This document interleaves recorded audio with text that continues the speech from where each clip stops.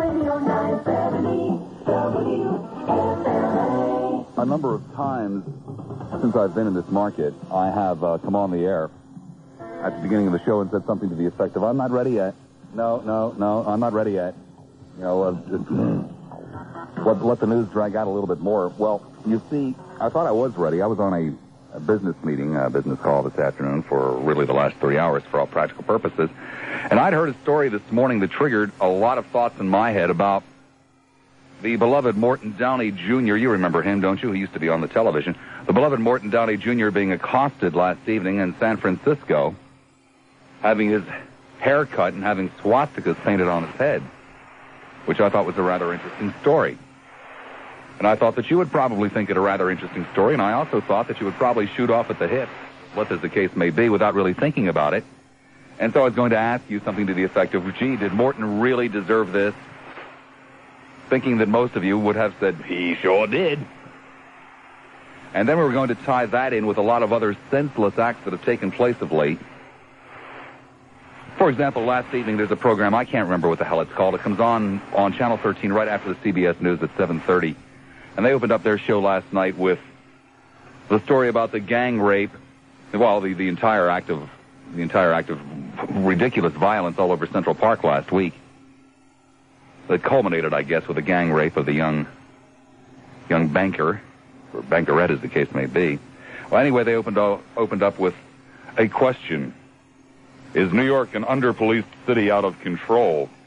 And it's always fun to dump on New York City. Everybody loves to dump on the Big Apple. And the Big Apple, has a hell of a lot of people in it, so it has a hell of a lot of very bizarre stories, and it's also very congested. And I was thinking about, sure, that was an incredible act, but I don't think it has anything to do with an under-policed city. I don't think it has anything to do with being the Big Apple, because the same damn things happen here.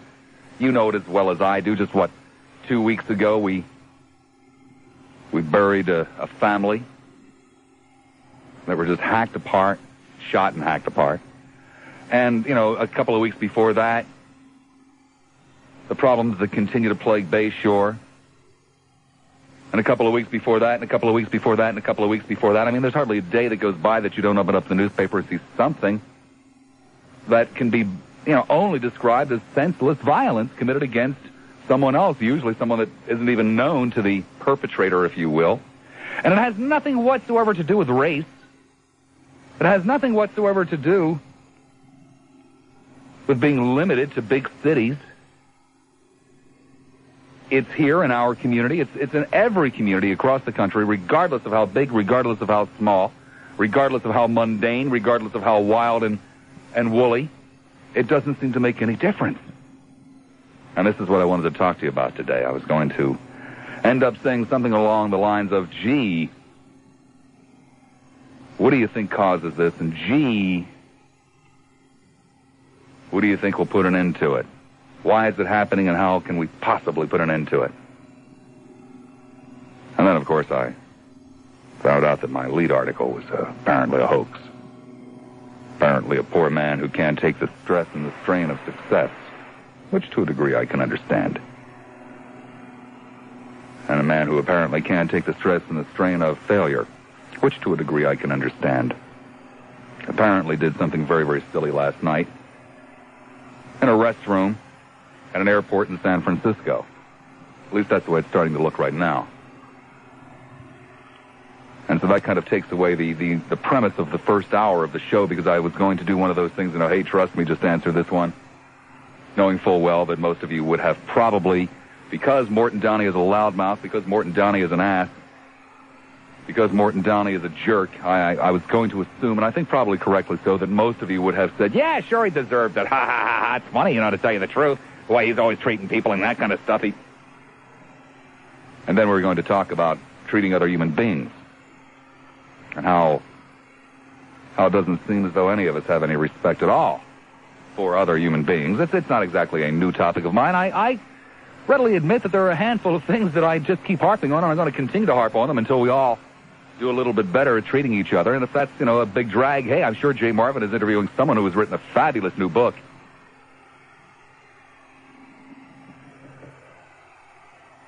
But I guess we haven't really done open phones for several days. And I guess maybe I'll just give out the telephone numbers and see what you people have on your little minds this afternoon. That's not derogatory. When I say little minds, I didn't mean it that way. 461-9352 in Pinellas, 461-WFLA.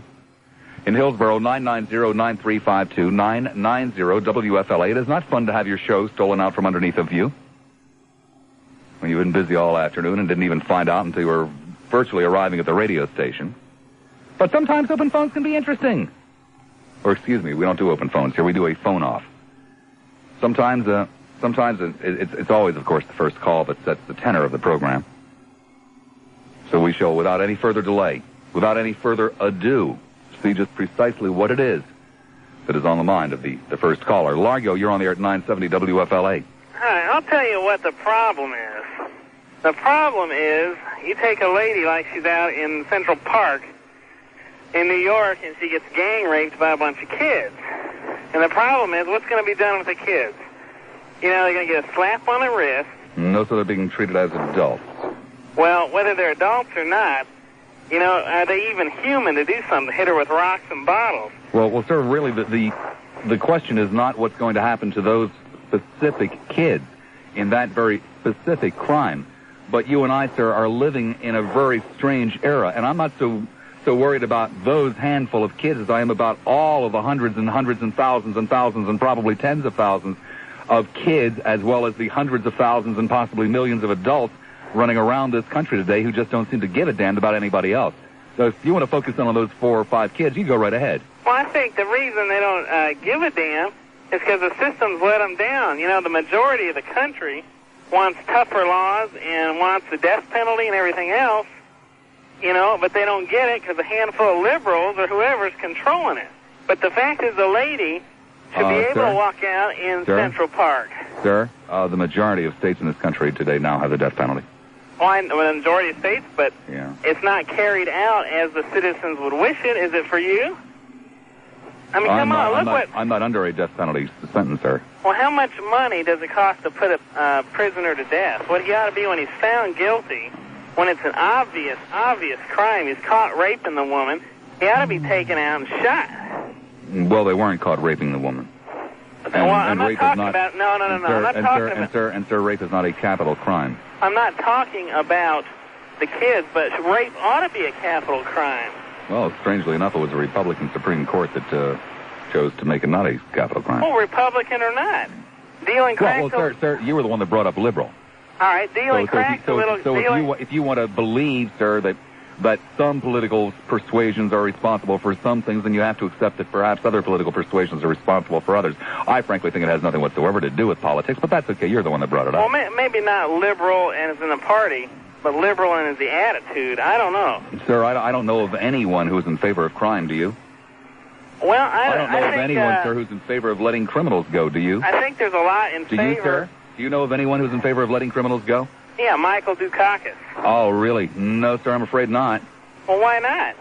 Why would you let him out on furlough? Isn't that letting him go into the public? Sir, are you referring to the same type of furlough programs that were also the case under the Reagan administration and were also, by the way, specifically lauded by now President Bush? Are those the kind of furlough programs you're going to tell me, do you think that the Bush administration would approve of letting Willie Horton out on furlough? Yes or no? Yes, sir, they would have. I don't think they would have or would. Well, sir, actually they did.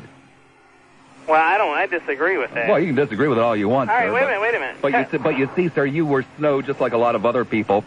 The fact of the matter is both federal and state prisons are bulging, and they have utterly no choice, sir, but to go along with furlough programs.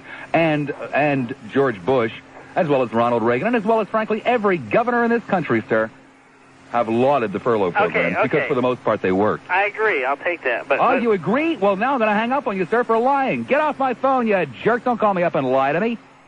Unbelievable. I mean, I can't deal with... You were only on the air with me, sir, for about 3 minutes, and you changed your mind several times. This is open phone, sir, not open ear. Dade, you're on the air. Dade City, I should say. You're on the air at 970 WFLA. It's not the time to be shy, Dade City. Bob? Yeah. Oh, you just calling. This is Brad. I don't want your name. That's why we didn't ask for it to start with. Oh, well, I just thought I want to talk to you about Morton Downey. Yeah. I think he's a crook. I think he did that stuff to himself. He's trying to make a lot of money off little talk show hosts like you. Making a joke out of y'all, Bob. Well, I beg your pardon, I don't contribute any money to Morton Downey. I mean, y'all are covering it. Covering what, sir? Morton Downey, you're making the press out of it. I'm making the press out of it, sir? Well, what does that mean? What does that mean? Yes, it means well, you're just, I've never noticed an echo you're here building before. him up. He's a smart guy. Oh, really, sir? Hey, did you see the picture of him in the Enquirer? No, I didn't. No. We'll wait for him to rush back to his radio. Da-da-da-da-da. Just for the hell of it, I dumped your last line, you know. Tampa, you're on the air at 970 WFLA. Yes, Mr. Lassiter? Yes. This is not a political situation with these gangs. This is something that there has to be parental supervision. And has to be parental supervision, man. Don't you think it's a little bit late, you know, when you go running through the park?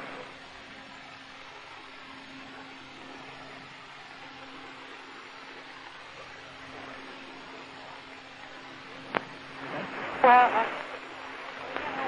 when a youngster's 13 or 14 years old, and he's out at 9 or 10 o'clock on a school night or whatever it is, you'd certainly think that... Man, you don't live in the same world these people live in. There's no such things as school nights in Harlem. There are no such things as parental supervision in this type of an atmosphere. Well, then how are we going to eliminate such violence if that situation doesn't I think that's a question you ought to really contemplate and ponder, don't you? Well, I'll tell you, it's a very scary situation. But I think you ought to contemplate it and ponder it in a little bit more, in a more realistic sense than to say, like, they shouldn't be out on a school night. Well, I'll tell you, number one, I don't know too much about Harlem, all right? And so I have no concept of just what goes on there, and I'm sure that there must be some families that say to their children, you know, you have to be at home, you can't be out, or whatever. I have to know where you're going, or whatever the situation is. Well, let's see, you're calling from what, Tampa, was that, I believe? Yeah. Well, go through College Hill and multiply it by 1,000, then you'll have a little bit of a concept. Well, you see, I have never been through College Hill, so I can tell you that I really am not aware of that situation. It's just from what I read. And I'm sure that if I went through College Hill, I'd be horrified. I'm sure you would, too. You know, and Maybe if more of us went through College Hill, there wouldn't be a College Hill. You know something? You just said something that makes an awful lot of sense. Absolutely. But what can we do to help these gangs? What can we do? I don't know. I do know that when I see a group of black youth walking down the street, I'm afraid. I don't mind telling you that. I don't mind I am, that. too. They can all have Boy Scout uniforms on and be carrying Bibles, and I'm still going to be afraid. Uh-huh. And I would dare say that when they see a whole lot of Lassiters walking down the street, they're afraid, too. Maybe not quite the same type of fear. Maybe not the fear of the imminent violent crime, but the type of fear of the long-term suppression, the long-term bigotry. Yeah. I'm sure that should make them very fearful. And maybe when they were throwing rocks at people on bicycles, probably expensive bicycles, in Central Park, and maybe when they were beating the hell out of and raping this white woman banker from an upper-crust family, maybe they didn't realize that these were real human beings that they were perpetrating these horrible, horrible crimes on. Not to forgive them in any shape, manner, or form, but just simply to point out that since they aren't real to us, maybe we're not real to them. And we're not talking race here, we're talking class. Right. No remorse, nothing. Sort of it's a real tragedy, this type of thing going on and on and on. Oh, I know how it can continue to go on. I just don't know how to stop it because there simply aren't any answers that I'm aware of. That's a very sad situation. Well, that's all I had to say, and I thank you for your time. Thank you very much. 990-9352 in Hillsborough, 461-9352 in Pinellas. It's a phone off. Yeah, that's what it is. News Radio 970 WFLA's Gardner and Company in the early morning. Stabbings and holdups and assaults. I don't doubt it. Fine neighborhood, sir. I agree with it. I live in a nice neighborhood in Sarasota, and we have our share of problems also. I moved from New York to get away from things that I thought were indigenous to New York. They're not. They're nationwide, maybe not in the Midwest or some small towns. But I think we can help ourselves by being aware of our environment. Don't walk down dark streets. Try and walk in twos in dangerous areas. I bought a big dog. I have a pistol. I don't advocate people having a pistol. Well, wait a second. You want to live in a world where you are... I didn't say I want to. You can't walk around freely. You should have a large dog, a gun, maybe bars on your windows. That's no answer. That's not the way to live. That's not what the human beings are supposed to do, is it? No, it isn't. I agree with you, and you're painting a picture that doesn't sound to me the way I visualize myself, but I guess it's probably right. No. See, I don't have a big dog and I don't have a gun. I do have a security system. I'll tell you, if I wouldn't step 5 feet away from that house without activating it. All right, I agree. I have a security system no also. Way to live. I'm sorry? And it's no way to live. I agree with you. It's no way to live, but I think it's a fact of life. People who crossed the plains had to deal with Indians and wild animals. That was no way to live. They did it. They lived. Well, that's because they were the perpetrators. They were the ones, busting in on somebody else's neighborhood who wasn't too thrilled about it. That may be true, but I don't think it's pertinent. It's a fact that they still had to deal with it. It was to the so-called savages whose lands were being stolen from them. It was very pertinent to them. Well, you're talking about what's right and what's wrong. I'm trying to talk about what's real. This is a fact of life. This is the way we live today. It's not great. It's not wonderful. We have other compensations for the world that we live in. I think that's just a fact of life that we're just going to have to accept. Do you think it is possible to find a solution? I'd love to think... Not an overnight one. We both know that that's impossible. But to find a solution that, let's say maybe 5 or 10 years from today might start to reverse. I would love to think it were possible, but I sure can't think of one. And I'm not for upping the death penalty. I'm not for throwing I'm not even for these 5 animals in New York. Then let me ask you this. To find a solution, you basically usually have to sit down and try to figure out how the problem started. Yes. And, work backwards from there. Yes. Why do you think the streets are the way they are today? To answer that, I'd have to sound like an ultra-conservative, which I don't think I am. I think it has to do with poverty and with haves and have-nots, and unfortunately the haves and the have-nots are growing further and further apart. But I don't know what the answer to that is. I know supplying people with something for nothing is not the way you bring them up in society. It doesn't work. They've tried it, and it doesn't work. I don't know what the answer is. I really don't know. I'd love to say I have the answer, but I don't. I know there's a problem. I know how I deal with it, but I sure wish I could think of an answer. Well, you see, I don't know what caused it either. I can think of a few things that are at least contributors, but I'm not sure that they are in and of themselves the entire problem. I can think of a lot of things, some of them rather esoteric, that are contributors to what the problem is. I'm not quite sure how to reverse them. I'm not quite sure that they can be reversed. I, like a lot of other people, and this makes me uncomfortable in being somewhat simple-minded in looking at a problem, I feel that television, radio, films are very, very, very much responsible for making us view other human beings as not real. And so, therefore, people who aren't real, you can beat up on or steal from or cheat or do whatever it is. We've bred a whole generation of sociopaths, unfortunately. And what do? I don't know, but boy, I don't like it. I don't like it either, but I do enjoy your show. Thank you very much. Thank you. 2 lines available. Both of them are in Hillsborough. I take it back. I'm fitting 3 lines. Another drop-off there.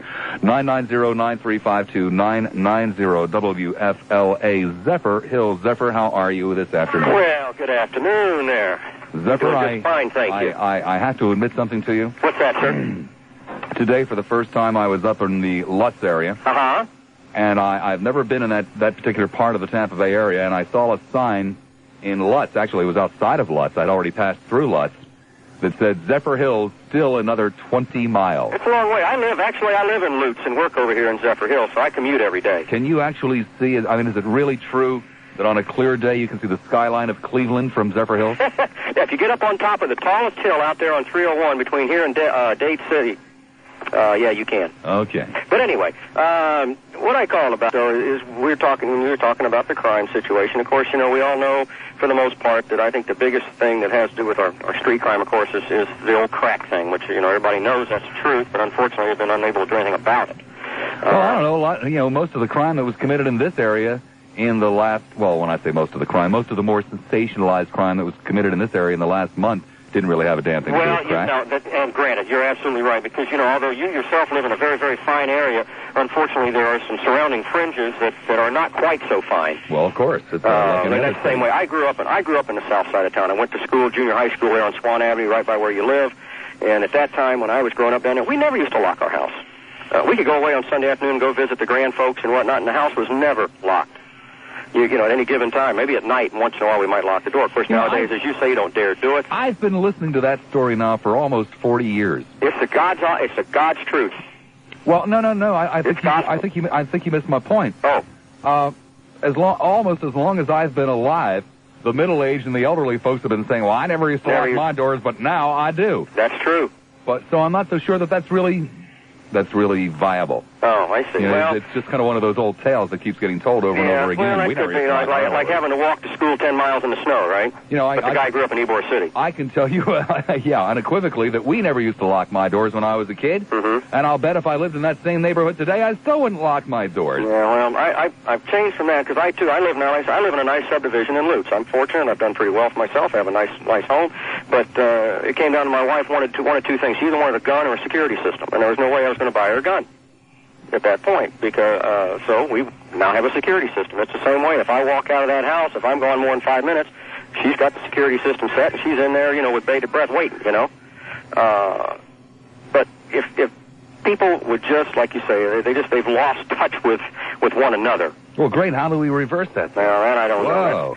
You asked me yesterday for an answer, and I just didn't have it. I have to start researching these things better, I guess. I mean, are you going to go out and walk up and down your street and start knocking on your neighbor's doors and, you know, putting out your hand and say, hi, I'm... Well, that's true. That is true. I've lived in this neighborhood. I built this house about a year and a half ago, and other than my immediate next-door neighbor, I really don't know anybody else because I keep to myself. I'm a quiet, I don't...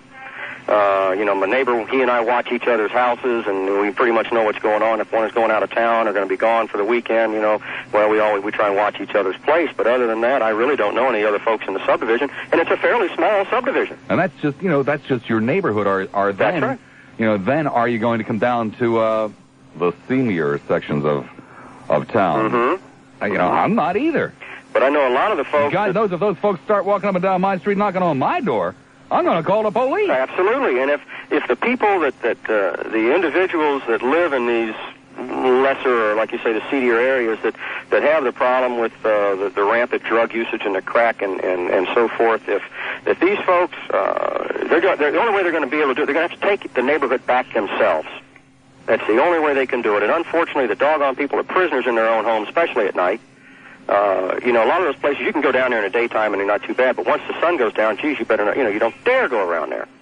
And these poor people are caught, they're prisoners in their own home.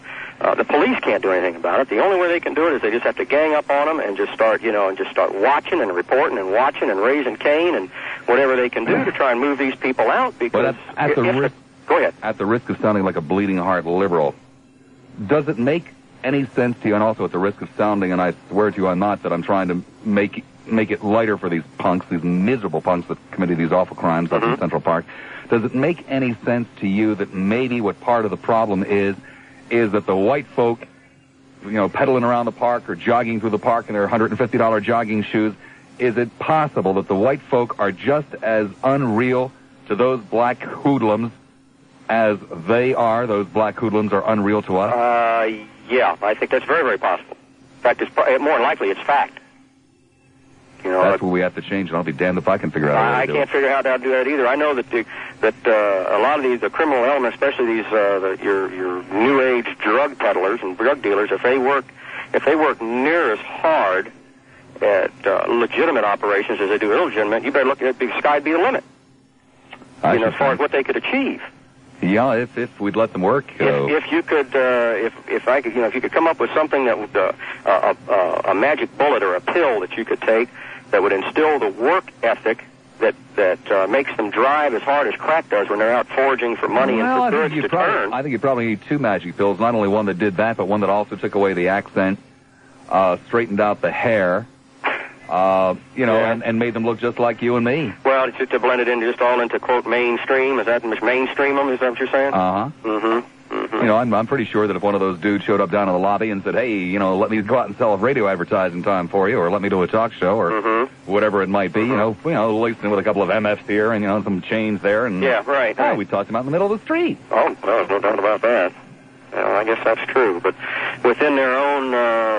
and within one's own area, or how am I trying to say this without sounding racist? I know what you mean. It's not easy, is it? Even if folks concentrated within their own communities and work as hard trying to do legitimate things as they do trying to do illegitimate things. Because one of the things that's becoming painfully apparent in all of this violence all over the country, it has nothing whatsoever to do with race. It's black on black, it's black on white, it's white on black, white on white. It has nothing to do with race at all. That's true. It's just violence. Because, violence is violence, and it's true. It has no barriers for race, color, or creed. I mean, they go at each other, or those that aren't like, and whether the perpetrators are black, white, or green, or pink, it's all the same. It's violence, and it's just total lack of respect for one another, for human beings in general. Thank you, Zephyr Hills. I appreciate the time. We'll talk to you again. Be good. See ya. Off it is now to Tampa. Hi, Tampa. You're on the air at 970 WFLA. Hey, Bob. Yeah. Your first caller was talking about, furloughs and early release. And I was thinking earlier yesterday that isn't this early release program, isn't it saying that, the state, that the convicts' rights are more important than the rest of society's? No, it says nothing whatsoever. And besides, furloughs and early release are two totally different things. Well, okay, what I'm really talking about is early release then, because it's wrong. I don't know what it is about it, but it's saying that this set of laws that are set up to regulate how many prisoners are in a prison are more important than the criminal laws which we have on the books. And that's where I think the criminal laws are failing. It's because we're not treating them as laws. They're secondary to the laws regulating the prison. I beg your pardon. The criminal justice system, the warden, everybody would be only too thrilled, the judges too, by the way, would only be too thrilled to keep these people in prison if, you and I would pay for the prisons. Well, I can't argue with you there, but, simply because you have committed a crime does not mean that you are not a human being. I know. And I would think that a human being, especially one who was not a criminal, especially one who was not behaving like an animal, would want humane treatment for criminals. And it would seem to me that someone who purported to be a human being who was in favor of keeping other human beings in less than humane circumstances and conditions would be someone that I'd have a little bit of suspicion about. You know what I mean? Well, I don't think that's entirely fair. But the problem is, the criminal justice system isn't working the way it is, and I'm looking at changing it the way it is. And you're kind of the criminal justice system works just the way you want it to work. Not the way I want it to work. Sure it does. No. I'm young. I'm a new voter. I'm coming into old policies that are already here. And I mean, I can't argue with, everyone likes to hear no new taxes, but I do know we need to spend more money because the true reason for having criminal laws isn't to incarcerate people. It's to make sure they don't do the same thing again, whether it's creating job opportunities outside or just making a better life for people. But that's not what we're doing. The way we're doing it now is incarcerating people, so I'm trying to perfect that because it's easier to perfect something than to change it. You get no argument from me, sir. I've always been in favor of very, very strict, strong sentences for criminals, especially those who commit acts of violence. I've always been in favor of it. Well, I guess what I'm trying to say is... hell, if it was up to me, sir, somebody who committed 2 acts of violence would go away for the rest of their life. And that's something, I don't know when it changed. We used to have that habitual offender law, but it got tossed out. I don't know when. It's before my time. No, sir, it's still there. It's still there. We don't have one in this state, do we? I'm pretty sure we do. I don't know that I'd want to bet my entire paycheck on it, but I'm pretty sure that we do. No, I don't think you'd want to bet your entire paycheck on it because... Virtually every state does. A habitual criminal law? Yeah, but it's the same crime over and over, not just a crime. Oh, because it used to be like 4 felonies and you're locked up for life, and it's no longer like that. I guess that they figure once they get caught twice, if they change crimes, they're making an attempt to conform to society. I don't know. Either do I. Thank you very much. 3:40 the time. 990-9352 in Hillsborough, 461-9352 in Pinellas. It is really great to see Michael all the way at the other end of the room when I hang up quickly on a caller like that and start to go into the usual type of lines that I would use before taking a break, and Michael's on the other side of the room just watching him fly, literally float across the room with his index finger stretched out so that he can hit the proper button when I go like, there's a little hand gesture that I make, and it's something like this. Forever, I've been after Harry to...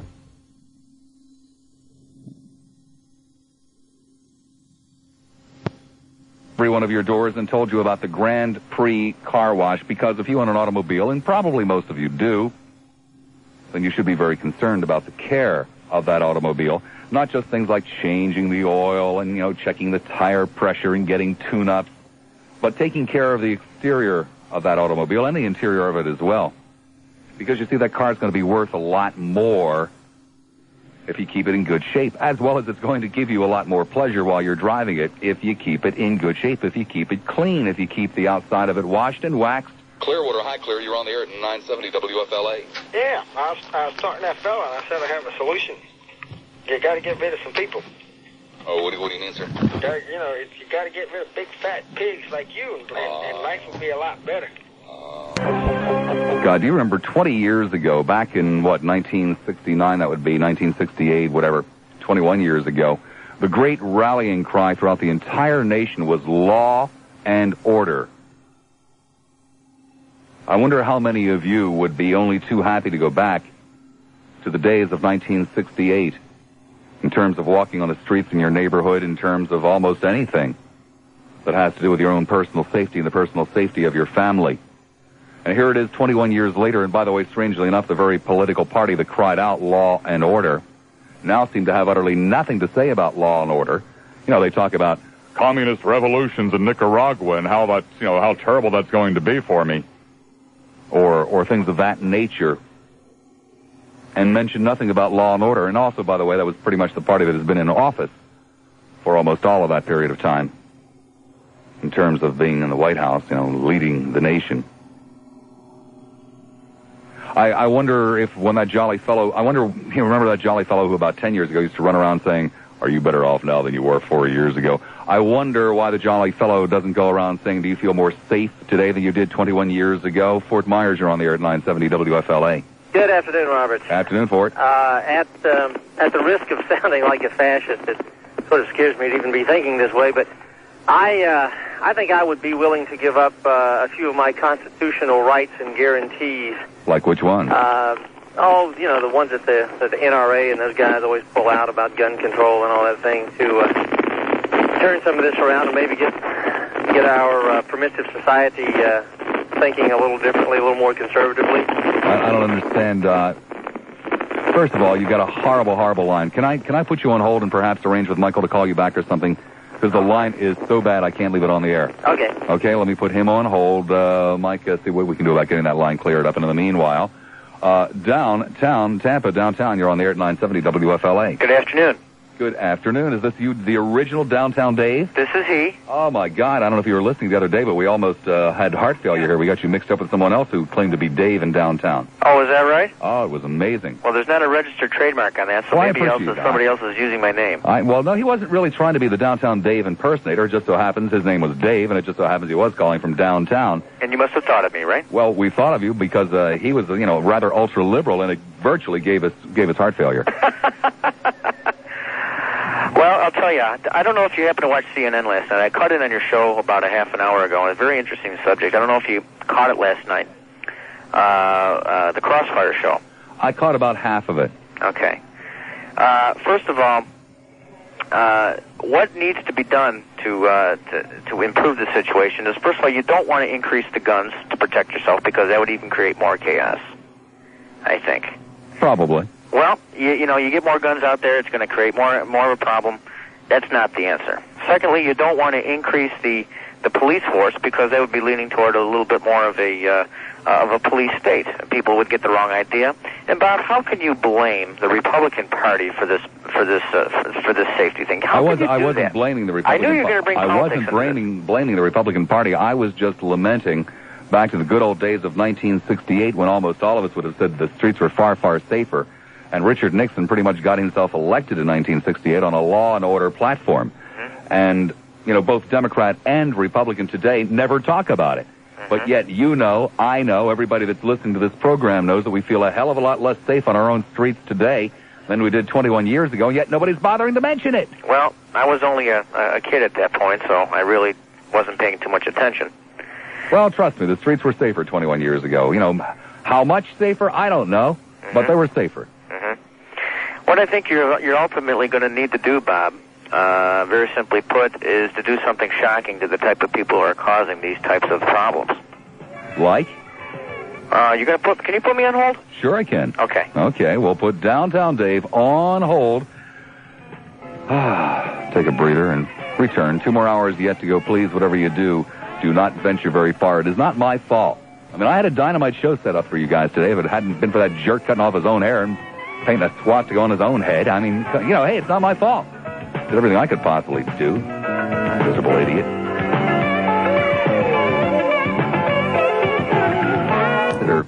In his living room, it should be a very, very big day for him. Downtown Dave standing by with a solution to the problems of the world. Dave, you're still there? Yeah. Okay, what was it? You're going to have to do something shocking. And the shocking thing is first of all, you're going to have to start changing. The state of New York does not prosecute or does not. I think they give different jail terms to young adults. Okay, my understanding, when you're a juvenile tried as an adult in the state of New York, the minimum sentence is the same, but the maximum is 1/3 less than the maximum for an adult being tried as an adult. Exactly. And they're going to have to change. They're going to have to change that. You're going to have to shock the crime world.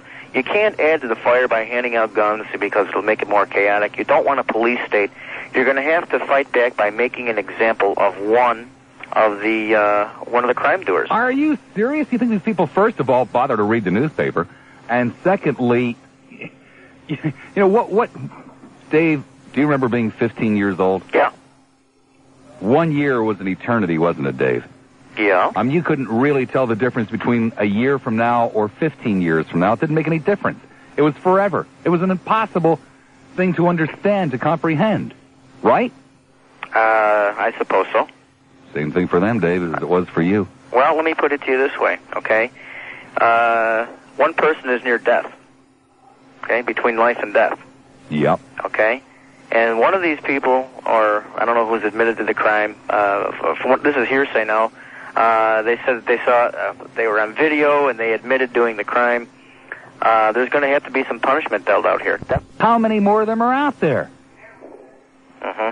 And they're all over the country. They're here in Tampa. They're in Camden, New Jersey. They're in Toledo, Ohio. They're everywhere. And this is why you're going to have to shock the world. You're going to have to put one of them to death.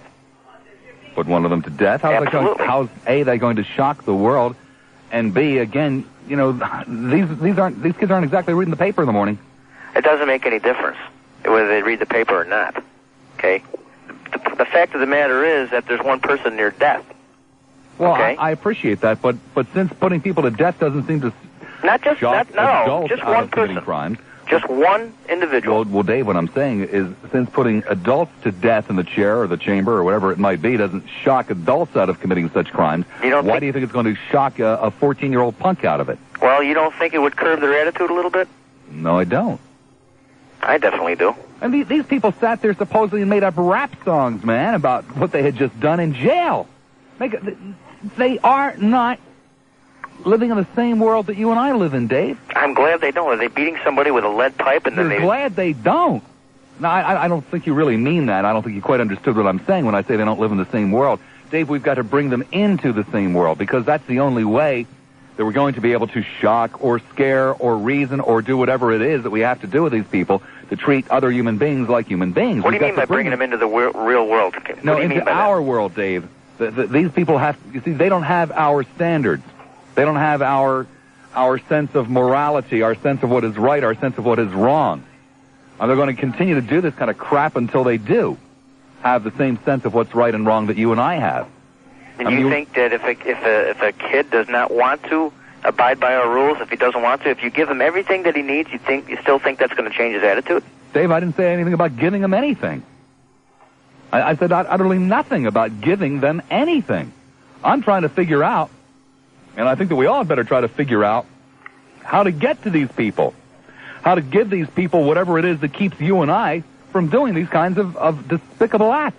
Well, usually people who do like that are, I said nothing about government programs, Dave. Right. I said nothing about giveaways or increased checks or nothing like that. I know. Because I don't think that's what did it, and I don't think that's what's going to correct it. Well, I think we're talking about a long-term 20, 30, 40, 50, unfortunately, year Well, what should a normal 15, 16-year-old kid be doing? They should be playing basketball. They should be they should be studying. They should be playing football. They should be playing baseball. I agree. Okay? Those things are available to them every single day of the week. I agree. Okay, so obviously if they're not doing they don't mean anything to them. See, it meant something to you. It meant something to me. We studied because we thought that, and we're basically right, we studied because we thought that if we did so, we'd have an easier time in life. We'd get better jobs, make more money, have to, work less hard in terms of at least manual labor. We played basketball because we were fantasizing. At least that's what I was doing when I was out there playing basketball and baseball. I was pretending to be my favorite star or whatever it might have been. That's why we did those kind of things. Why aren't these kids doing them, Dave? That's what we got to figure out. I think what it comes down to is family. That's one possible solution, and surely definitely one of the main causes is the breakdown of the family. I think there are a lot of others. I have already mentioned this show, a lot of other shows, the media, if you will, television, radio, TV, movies. God almighty, though. That's part of the problem, too. Beating somebody with a lead pipe, raping her, and leaving her for dead? I can't begin to conceive of it. I cannot begin to conceive of it. And then they laugh about it? Because you and I, you see, we don't live in their world. We've got to figure out how in the hell other human beings can do those kinds of things and not understand what it is that they're doing. And that's what we've got to do, is we've got to figure out how they can do it before we can figure out how in the hell to stop them from doing it. I can't imagine a world what they live in. I can't imagine. Putting one in an electric chair, frankly, Dave, sounds kind of appealing to me, but I don't know that it's going to change a damn thing, and I'm far more interested in changing things than I'm interested in, getting my own jollies off. Let me put it to you this way, Bob. I don't think it would hurt anything either. Well, I'm still far more concerned, Dave, with keeping it from happening to somebody else than I am with getting my revenge for one particular act. I'm a human being. I'm into revenge. Well, I don't know. I like to see people suffer for their misdeeds. I'm just like everybody else, but I would also prefer that it never happened again. Well, I think we have an alternative. The alternative is either crack down hard on the punishment, or we have to start carrying guns around. And I don't want to carry a gun around. Dave, these people live, for sure, in a different world than you and I, in that they face violence on the streets, they face the threat of death, the threat of dismemberment, the threat of rape, all on their own person every single day. These people live in a very, very violent world who live in the housing projects of New York City. I still can't believe that the threat of hurting them ain't going to exactly cut it, because that's just an everyday affair with these people. Yeah. Tough decision, I'll tell you. I don't know what to do. I don't know, but I don't know either, Dave, but we've all got to sit down at some point and put our heads together and try to find a solution, because I don't want to live in this kind of a world. I don't either. I like to go to New York City. I like to walk along Bayshore at night. I like to walk up and down the beach, a lonely, deserted stretch of beach at night. I enjoy doing all of these things, and I want to live in a safe world. These kids don't have to be out in the street, though. That's what I'm saying. When I was down getting a drink of water during the newscast, I was thinking about security systems. We were talking about those in the last hour. Yeah. We were talking about 21 years ago with the great cry for law and order in this country. 21 years ago, the only people that had security systems, as a general rule of thumb, were people who had valuable art collections. Not just normal citizens trying to protect, furniture that's not paid off yet from J.C. Penney's. So that's how the world's changed in the last 21 years, and I don't like it. Not getting any better, is it? Thank you, David. Have a good one. You too. 990-9352 in Hillsborough, the only two lines available, 990-WFLA. Of course, 21 years ago, there wasn't the possibility of, McHenry coming over and knocking on your door either. It's enough to make anybody put in it. Oh, Gary, Hi, Bob. baby. Yeah, I'm hey. here. I'm here in case you were thinking about saying something nasty about me. I didn't want you to, embarrass yourself and say it while I was listening. Oh, hey, Gary, if things are going to be messed up going home. Hey, they are too, Bob. Of course, then there's the one at 4:30, and then there's the one at 4:40, and 4:50, and at 5 o'clock, and at 5:10, and 5:20, 5:30, 5:40. On.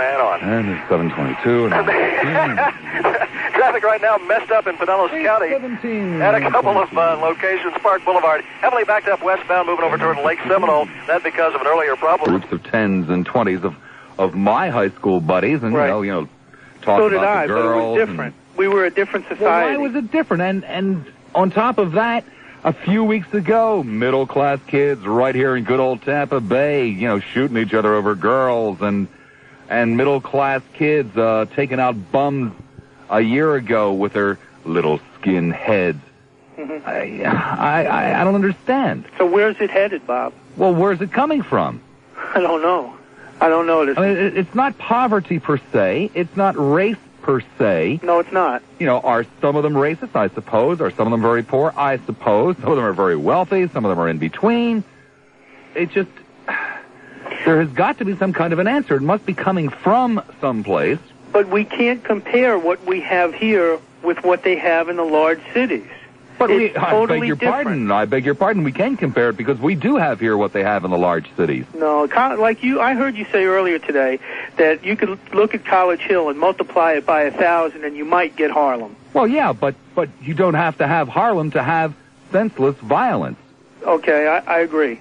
But, well, that's what I was talking about. But to the extent, I mean, you're talking just a walk to buy a gallon of milk in Harlem. It's like nothing, you know what I'm saying? Well, it's becoming quite an adventure to walk a block and buy a bottle of milk around here. Okay. In many neighborhoods, and you know I'm not really exaggerating.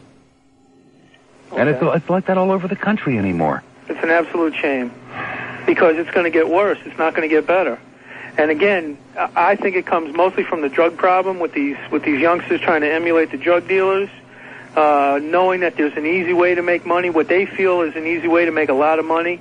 Looking at sports stars today with spectacular sports contracts, they're looking at the easy way out differently from when you stood on that corner with your friends in groups of 10, thinking on how to get ahead and how to make more money in life and earn more money in life. It was different.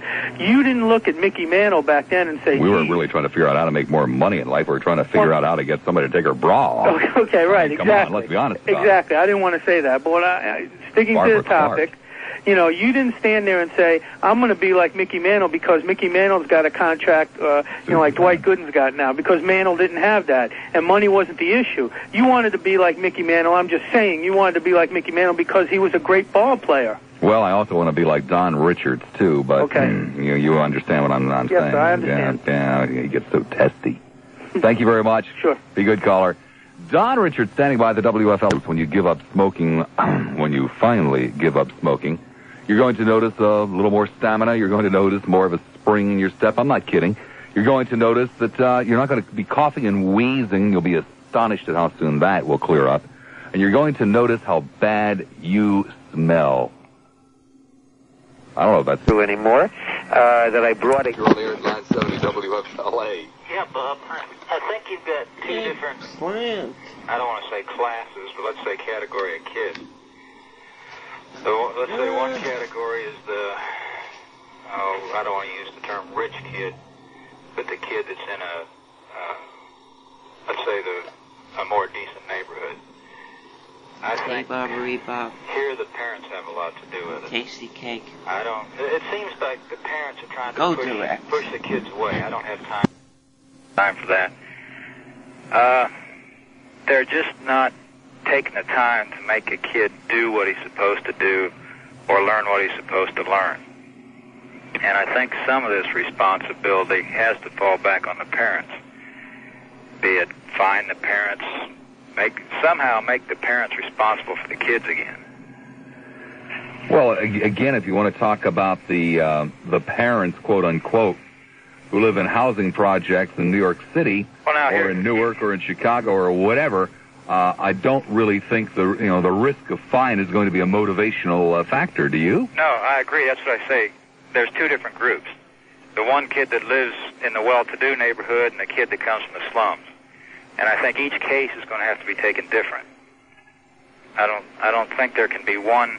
But I don't want to wait until there is a case. I'd like to try to figure out beforehand, before the next case, which obviously is, utterly impossible. I'm speaking here in very broad terms, but I'd like to try to figure out before the next case happens why the last one happened, so that we can prevent the next one. Well, to be realistic, I don't think it will. I think you can beat your brains all you want to, and it's still going to happen. What about something wild and crazy, like maybe a mass I'm serious here. A mass relocation program to, maybe break up those ghettos and spread them around the country. Would that possibly? You'll still have a ghetto, right? Well, how would you have a ghetto? If you spread them around, only put 15 here, 23 over there. You put 7 15 here. Okay, but they're still going to migrate towards the ghetto. I mean, I'm sure the ghetto in New York City didn't start out as a ghetto in New York City with 1,000 people or 10,000 people, right? Well, there have almost always been ghettos in New York City. Okay, but what I'm getting at is you can move them around. You're still going to have ghettos. They may not be as big, but people are still going to end up in the ghettos, and they're still going to grow for one reason or another. Well, maybe you'd break it up for 40 or 50 no, years. It's not. Would you go for it? No, because what you're going to do is just put the problem in somebody else's backyard. Do? Well, okay, then maybe the exact reverse. To the aggressors on the western migration. You'd have to have a permit to move someplace. You'd have to have a reason to move someplace. Would you go for that? I just don't think that's the answer. I don't think... World of War documentary. I don't think there is an answer without... There's got to be an answer. I don't think so. Don't you believe in cause and effect? Yin and yang? For every action, there's a reaction? Yeah, but you're if that's all true, then there's an answer. You're pulling my yang. I think you're really trying to get moralistic with this, and I don't think you can. Moralistic? I just talked about issuing permits. No, but I'm talking about trying to. I don't want to use the word save. Maybe I don't want to use the word save these people or these kids. The hell with saving the kids, man. I'm talking about saving my own ass. I want to go out at night. You can't just hand out money. That isn't any good. Not money. Kids don't really seem we'll to buy want booze to with the money. Take responsibility for what they're doing today. Parents don't seem to want to make the kids take responsibility. Parents don't seem to want to take the responsibility for their own kids. Well, hell with it all. It's a sad situation. Well, speaking of situations, I have a situation here that's going to be very sad if I don't get off the phone here with you. Have a good day. Take care. Don Richards standing by at the WFLA News Desk. Donald? New Port Richie. New, you're on the air at 970 WFLA. Good afternoon, Mr. Lassiter. Good afternoon. Hey, that last advertisement made a lot of sense. More people should use them instead of running around like a chicken with her head chopped off looking for mortgage rates. Save them a lot of time. You needn't be patronizing to my clients. But it is a fact.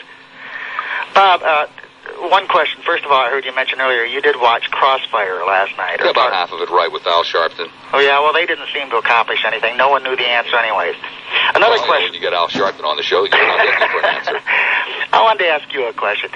Do you watch Crossfire quite a bit, Bob? No, I don't really. To tell you the truth, Braden just drives me insane. Well, that was my question right there. I was going to say, it just seems to me that Tom Braden is slipping badly. And yeah, well, I think he started to slip badly about 20 years ago. Is it Alzheimer's, or is it just... I think it's just not being that swift. My gosh, I just can't believe him. I mean, it's like he's just... well, I mean, come on, you've got the absolute archetypical, stereotypical conservative, and, so why not have the archetypical, stereotypical liberal? Two guys that embarrass both of their supposed sides. Oh, man. Hey, by the way, I was listening to your program the other day, and you were talking about John. One of the callers called in and mentioned John Eastman, and due to the fact I can't... Wait, now, how are you calling me to talk about John Well, I Eastman? just wanted to mention this. Due to the fact that we can't... I don't care. Bye. Good grief. Give me a break. Tampa, you're on the air at 970 WFLA. Hello. Hi. Hi. My name is Al, and I don't have any answers, I don't think, as anyone probably doesn't, for the kids who had this... It did the most dastardly thing to that young lady. However, well, I would agree with you that I don't have the answers either. But may I ask one question? Do you think that maybe answers do exist? We just haven't found them yet. Oh, I think they exist. Okay. Oh, I clearly do. I think that the depersonalization of the victim, as we've seen in this example, where these kids didn't even ask what happened to the girl after they were apprehended. Comes from the very things that you talked about, and the young lady who spoke before, television, and a lot of the ways that our society is heading at the present time. And I think that we have to sensitize kids at an early age. The problem is that these kids, mainly from the ghetto, are desensitized from the time of birth. They don't have parents who are loving. They don't have parents, period, usually. Mother, she's there, usually is out to work if she's working, hopefully, but not probably because she's on welfare. doesn't have time for them. They get no loving. They get none of the basic necessities that makes people, that makes individuals, that makes humans, that humanizes people. And until our society says that the kids are worthwhile and that the mother, despite her state in life, poor as she may be, ignorant as she may be, or whatever race, is worthwhile to be cared for in a way such as that she can give care to the child, we're not going to make it anywhere. And I think that... Well, that's the whole purpose behind Aid for Dependent Children. I mean, that's theoretically what we're doing, isn't it? Well, in a sense, yes. But the other part of that should, I think, would be to have daycare, wherein the mother is relieved of the care of the child, and she then is not necessarily forced, but in some way exhorted to go out to school. More so than work. And after school, then she can go to work. But the kids, and that's the important thing, are then placed in a setting where they can be socialized. And it is, in a sense, warehousing kids at an early age. And it may be radical in a sense of a socialistic kind of approach, but I don't see any other way out of it. I don't think that them staying at home and watching television, as most poor kids on an average watch 43% more television than middle-class kids, because there's nothing else for them to do, and they're relegated to the babysitter, or they're thrown outside to go out and play because the mother wants to watch something that they don't want to watch, and as a result, they see the whole of fantasy of life, and they end up missing everything, and they grow up, go out into the society, and see what's out there, but not available to them. At this point, I must jump in. I thank you much for the input. I really do. Well, you're welcome. Take care.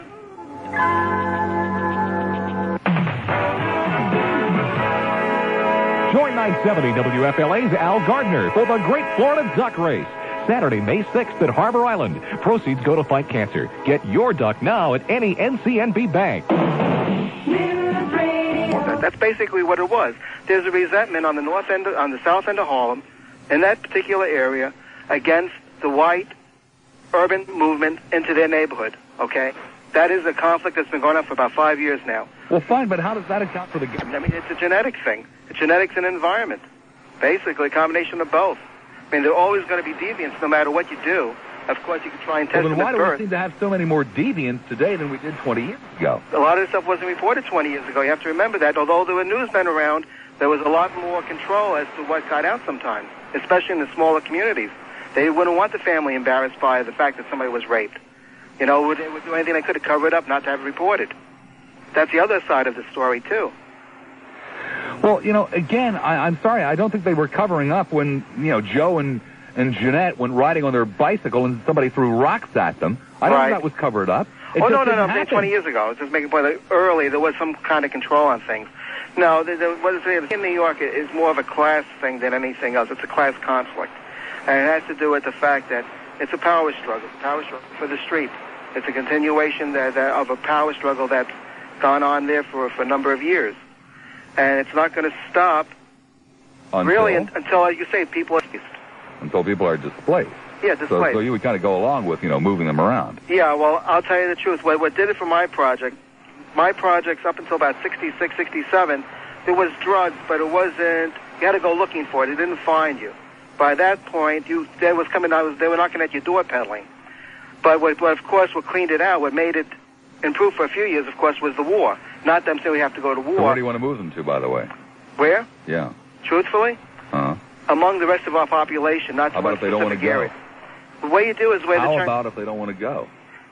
Oh, that's fine, too. But what you're doing is you're trying to create economic opportunity for them, saying you have a chance for a better way of living, a chance for a little hut someplace, you know, in a better kind of... You'd be surprised if you gave people a shot at something. Well, now, wait a second. If you're going to give people who live in the projects in New York, you know, a little hut someplace that they can own, what about good, decent people who live in Tampa, who go out and work every day, never hold anybody up, never throw any rocks at anybody, but still can't afford to buy a house? There's a way to deal with both of them. And the way it is that you use that labor that's in New York, that's laying idle, use that labor to create other resources, to develop other resources in other parts of the country. Whoa, you think I want a trainload of these vile people brought into my neighborhood to build houses? Hey, listen, that's how they brought the Italian laborers from the New York ports out to Colorado to build the railroads through the Rockies, right? Well, it's a different story. Building a railroad through the Rockies is a hell of a lot different than building housing in my neighborhood. Well, they had the conservation corps in the 30s that, created a lot of the national parks we have today. Nowhere. Out in the middle of nowhere. Well, those places are becoming somewhere now as we get more populated and more developed. You'd be surprised if you give people an individual choice. If it's only 20% or even 10% that take that choice, it still takes a little bit of the pressure off. It's an attempt. I thank you very much. Thank you, Bob. 990-9352 in Hillsborough. 2 lines open. There's one as well currently in Pinellas at 461-9352. 461-WFLA. Boy, where are you? Come on out. I guess we scared him last time. 5:20 on the dot. Whoa. All you got to do is... actually was 7 seconds early. He tries to be a big guy, big intimidating Bubba. All you got to do is threaten him with the boss, and he is... Threaten me with a boss? Are right you serious? on line next time. Are you serious? Just Threaten like me with a hitting boss? Just like hitting a mule with a piece of wood. You think that's going to scare me? Intimidate, Bob. Intimidate me? Are you serious? Oh, boy, I see your toe on the line, Bob. These are the people that tremble in the hall when I walk down it. I never walk down the hall, Bob. Well, I know they don't let you in the building. I'm up here. You can't get to me, Bob. Right, I know. Our very own airhead. You can't jump 1,000 feet, Bob. I wouldn't try to jump 1,000 feet. I mean, I can sit up here and call you a subhuman whatever. I can say fibber. I can do that. I can go... Yo, Gar. Yeah. Why don't you open the window and see if you can jump 1,000 feet? Would you catch me, Bob? Sure, Gar. Okay, well, I trust you, Bubba. Hey, we have a couple of problems in Hillsborough County this afternoon. State Road 60 and 39, still through lanes have been affected there. 40th and Buffalo. Tampa Bay area, recite the addresses of the Grand Prix car washes along with Lassiter on the radio. And that's why I try to break them up and, give them to you in different orders to fool with your little heads. Because I know that many of you are sitting back right now prepared to say 1880 Gulf to Bay Boulevard right across from the Clearwater High School in Clearwater. In Seminole at 10471 Park Boulevard, that's about a half a block east of Seminole Boulevard. And the newest location, Grand Prix car wash to the stars, 3622 Gandy Boulevard, a half a block east of the Crosstown in Tampa. And we could do that so much more often. We could sit here and recite those addresses together so much more often if only we could eliminate 4 or 5 of Gary McHenry's traffic reports an hour. Tampa, you're on the air at 970 WFLA. Good afternoon, Robert. Good afternoon, Tampa. Robert, I'm not quite as versed, I guess, on some of your callers that have been calling in, or my intellectual scope, I guess, is probably not as wide as theirs, but it's people with that wide of a scope, it seems to me they seem to forget the basics, so to speak. If you just give me a few seconds, it seems to me what an impact it would be if everybody who calls, whether they know it or not, they can do something. If you would just have each individual person who called would get out tomorrow and say, well, today I'm going to do one thing for the next 30 days. What I'm going to do is just learn who my neighbor is next door. If you remember 20 years ago, Bob, as I do, I'm probably your same age. We knew Mrs. Johnson down the street. We knew that she lost her husband 2 years ago, and her daughter comes twice a week to feed her, and this, that, and the other thing. We knew old man Tomlin, him down the street, and how he used to chase us kids. Everybody got involved, not necessarily butting in, but you knew who your neighbor was. And when I was growing up in the streets of Atlantic City, the B&E man's, if you didn't know it, breaking and entering, a guy who breaks and enters buildings, his worst enemy was to go into a neighborhood where everybody knew everybody else. Most of our callers today, I'd be safe to say, the greater percentage of these people that call today don't even know who the hell lives down the street from them. They have the old attitude, they're moving in. They don't bother me. I don't give a damn, so they don't bother me. I don't care what they do. If each individual person today, Bob, I think it's very, very simple, would just get to know who the hell lives down the street from them. Well, that sure sounds good on the surface, and obviously it sure can't hurt, but it's not going to, people in my neighborhood aren't committing a hell of a lot of crime. People in your neighborhood probably aren't committing a hell of a lot of crime. I'm not terribly concerned about somebody that lives, a half a block off of Bayshore Boulevard. But, Robert... I'm awfully concerned, though, about some people that live on the other side of downtown Tampa. Yes, sir, but what I'm saying is, Robert, instead of worrying about the person in downtown Tampa or Bayshore, if each individual person thought taught that way, it would spread like wildfire. Yeah, but come on, if I go into College Hill tonight and start knocking on doors and, offering my hand, the first thing, probably they'll steal my ring. After that, they'll look at me and say, "Whoa, what's this jive turkey doing over here? Get out of here, boy, you don't belong here." Well, obviously, Robert, that's not your neighborhood. But if there's and if the people from College Hill come into my neighborhood, I'm going to cringe behind the drapes and call the cops. I didn't say come into each other's neighborhood. I said be concerned in your neighborhood. By being in turn getting concerned in your neighborhood in your one block. So the one that lives at the What's that going to do me in terms of stopping violent crime? Robert, well, if you figure, maybe it would have an impact on our children when they see, instead of saying special programs and for this and try to have this and with our children and tribal heritage and all this, children, when they grow up in an environment, they learn from what they see and what they're around, Robert. If they can learn about what they see their parents do, with seeing Mrs. Johnson down the street or seeing old man Tomlin down the street, and in turn learning from that experience and how that could spread to children in the event like, well, I was brought up not even thinking they were brought up to respect the neighbor next to you or know who was down the street or be concerned if someone else comes into the neighborhood that shouldn't be there. And not just saying butting in, but just getting involved, just saying something doesn't look right. You don't have to look for it. The reason why... The same thing they have today, Robert. They have what they call a neighborhood watch. A neighborhood watch, Robert, is nothing newer than what you and I had 20 years ago. You probably knew all your neighbors around 20 years ago. Neighborhood watch is the same damn thing as locking the barn door after the horses run away. Exactly, but what I'm saying is, Rob, if we used our same philosophy like we had years ago where we were involved and knew our neighbor... Your next-door neighbor is the same damn thing. It's locking the door after the horses run away. I'd like to live in a world where I didn't have to lock the door. This is what I'm saying. If we knew our neighbors and got involved starting tomorrow, maybe we could alleviate that. Thank you ever so much. He just doesn't quite seem to understand, 5, 6, 7 times. You say the same damn thing. I don't want to live in a world where my neighbor is watching out to see if anybody's ripping me off. I would prefer to live in a world where people didn't try to rip me off. Oh! There are 3 lines available. All of them are in Hillsborough. 990-9352. 990 WFLA. Don Richards standing by at the WFLA News Desk. Donald. 540 and 2. Traffic report. Our very own Brian Adonis. Gary McHenry. I got this guy in line like a puppy with a newspaper. Traffic along 50th and Fowler affected by an earlier minor collision. You're finding a Bayview, an accident on the Courtney Campbell Causeway between there and Clearwater. An overturned vehicle that's going to be causing a mess for a while. And I'm Gary McHenry, 970 WFLA. Gary exceeded his traffic report by 47 I don't have it. seconds. I get 60 seconds, buddy. 60 big ones. And don't you forget it. Gary. You subhuman timekeeper. Gary, what? The phrase big ones and you just are mutually exclusive. I want you to listen to something. I would like you to listen to something very, very closely. It's something I listened to just a little bit earlier this afternoon. Can you hear it? Silence. 25 minutes away from downtown Tampa, there is a new community, a walled community of 90 wooded custom home sites.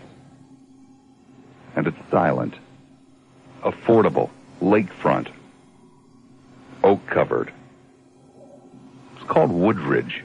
I'm going to be telling you a lot more about Woodridge in the days and the weeks and the months ahead, but just a little sampling of some of the things we'll be talking about. Lower taxes, lower impact fees.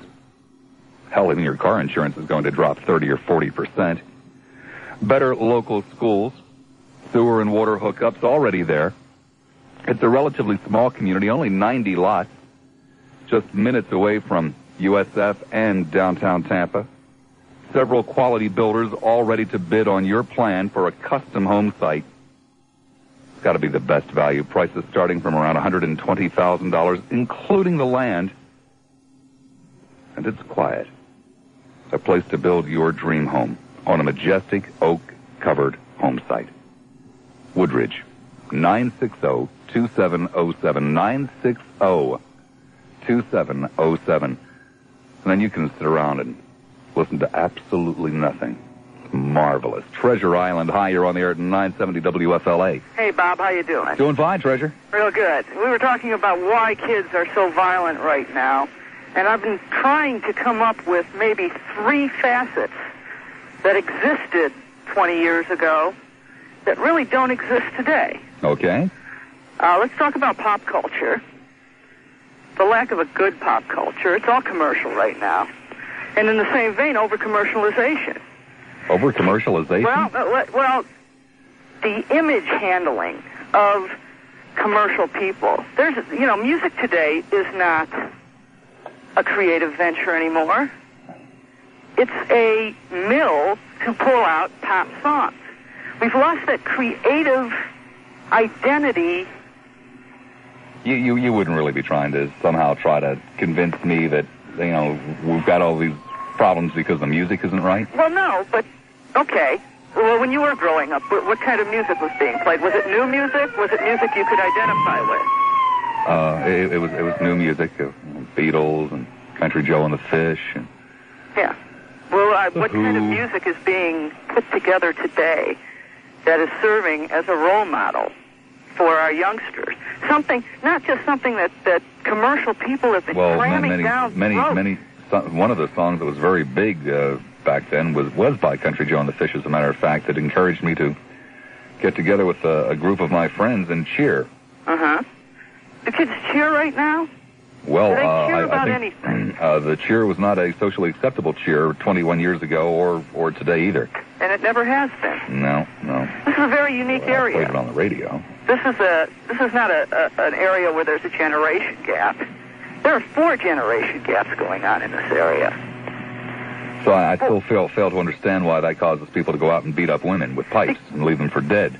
Because all of a sudden, with such different people and a society where advertising molds people into certain areas, only those... What advertisement has caused people to go out and beat women with a lead pipe and leave them for dead? No.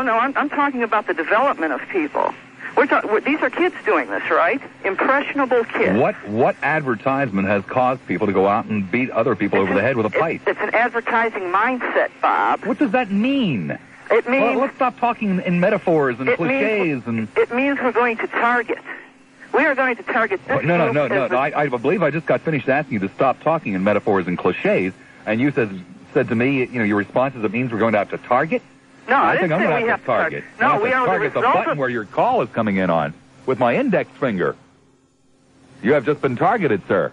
990-9352 in Hillsborough, 461-9352 in Pinellas.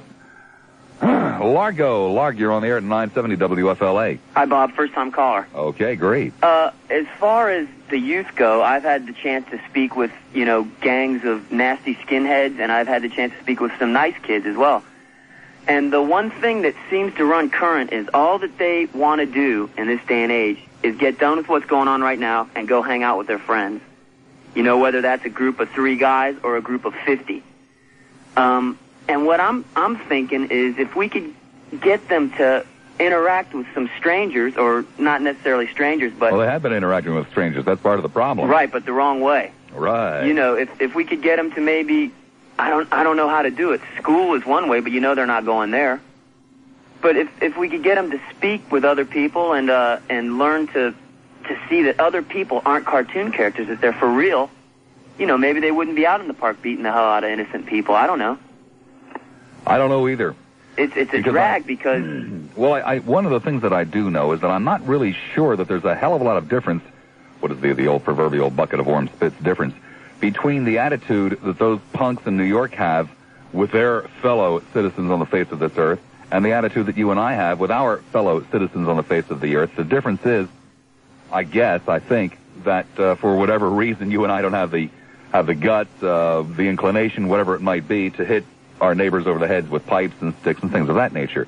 But that we don't really consider the other guy to be very much of an influence or whatever in our lives. We don't pay a hell of a lot of attention to him. He's not real to us. Does that seem to ring a bell? To an extent, I imagine. But I think that if you can somehow get people involved in even, I know that this is impossible to do, but like even community goings-on or things like that. Do you know what I mean? Well, it sure as hell wouldn't hurt. What I'm saying is if they can learn to that people are not just, they're not there to be taken advantage of and to be bashed around. I mean, like you said, we haven't got the inclination to do it or the guts, but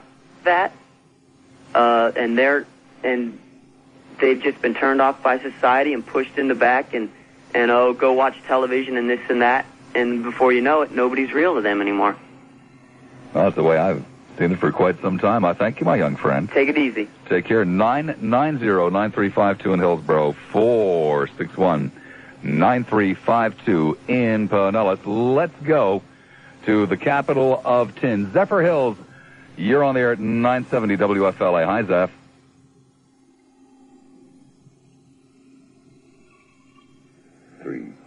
Hello. Hi there, Zeph. How you doing? I'm from Zephyr Hills. From Zephyr Hills. Yes, sir. I suspected as much. All right. Can I speak now? Sir, you could speak even if you were from Temple Terrace. Mr. Lassiter, will you please listen to what my solution to the crime problem is? Well, sir, if you could get to it, I don't have forever. It's only a 3-hour show. I know. It isn't going to take long. Have you ever been out in Death Valley?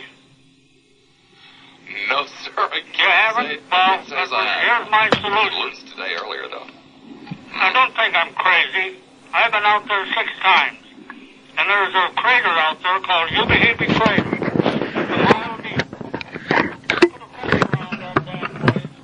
And take all of these criminals and stick them out there with water, a hoe, a shovel, and a rake, and then take a picture of them every day and give them enough feed to raise their own damn food. So you do also own an awful lot of Eastman Kodak stock. What? Is that perhaps why? Do you own a lot of Kodak, Eastman Kodak stock? Now, you can blast me if you want to. Mr. Lassiter. Excuse me, sir, I was getting my blaster. What? I said, excuse me, sir, I was getting my blaster. Don Richards standing by at the WFLA News Desk. Moving into the Clearwater area coming from the Courtney Campbell. I'm Gary McHenry, over limit 970 WFLA airport traffic. 230 North Dale Mabry in Tampa, 264-1937 is the telephone number. And 2454 McMullen Booth Road in Clearwater, 726-0523. I wouldn't dare suggest the Oric to you if I did not firmly believe in it. And I do. I'll have to get a second one for my house so that Muffy and I don't fight over it. You know, I know you don't believe that. I know. It's fighting over the vacuum cleaner, sure. Zephyr, you're still there. Hello, Zephyr. Yeah. Okay, you can continue. Is this Mr. Lassiter? Yes, it is, Mr. Lassiter, yes. All right. Would you please listen to what I have to say to a solution to crime? Absolutely, sir. All right. Have you ever been out in Death Valley? No, well, sir. All right. I just asked you a question. I've been out there 6 times. No, I've been to, pardon? I've been to the New York State Fair. I've been to, I don't care where you've been. But this is my solution to the crime. Out in Death Valley, I've been out there 6 times. 6 times, yes. And all types of weather. Mm-hmm. And there's what they call the Ubihibi Crater. It's a mile deep. Take all of these lawbreakers and send them out there with a rake, a hoe, and a shovel. A hoe? Give them water. Is that a $2 hoe? A hoe. H-O-E. Oh, okay. Now, give them some seed and plenty of water and let them live out there. I've been out there when it's been 120. Now, that may seem radical to you, and I'm not living in a dream world, but by God... No, you're calling from Zephyr Hills. That is not a dream world. I understand that. Sir. No, sir. My house has got every gadget on it to keep people from breaking in. Uh-huh. Bags of garlic, if they things come like in that. this house, and I know what the law says, if a break-in, you shoot them in the back, you're up for homicide. If you shoot them in the front, it's all right.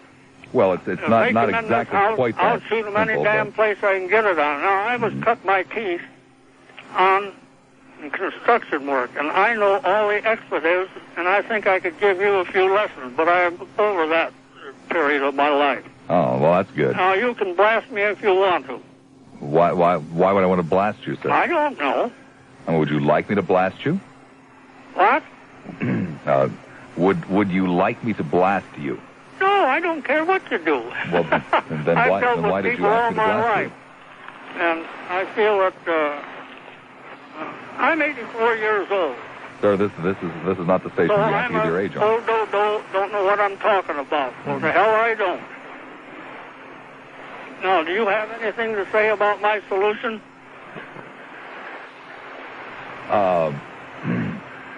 Why don't you take pictures of them every day? Take pictures of what? The guys in the yucky mucky crater there out in Death Valley. Oh, come on.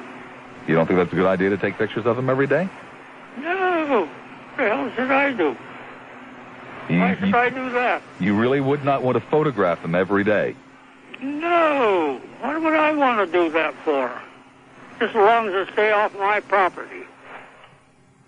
Do you have property, sir? Do you have property close to the yucky mucky crater out there? I live in a hell of a nice neighborhood, and we've had one night we had 5 break-ins in houses here in this neighborhood. Well, that doesn't sound like a nice neighborhood. At 8 o'clock. Well, it is.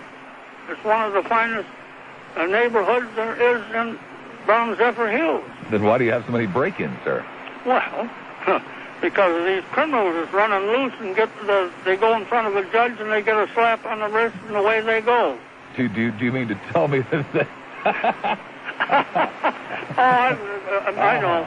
You think I'm living in a dream world, but no, I am. No, sir, I feel like I'm living in a dream world. Huh? I feel like I'm living in a dream world. Do you know how long I've waited for a call like this? Do you know I used to get 4 and 5 and 6 calls an hour like this when I first came to Tampa? Well, you're bored, I know. No, I'm not bored, sir. I'm just waiting for the return of the great callers. Let me tell you something, Bob. I've had plenty of education. Well, I believe that firmly. Unfortunately, I'm fresh out of time. Would you call me every day for as long as we're both together? FLA's Al Gardner for the Great Florida Duck Race. Saturday, May 6th at Harbor Island. Proceeds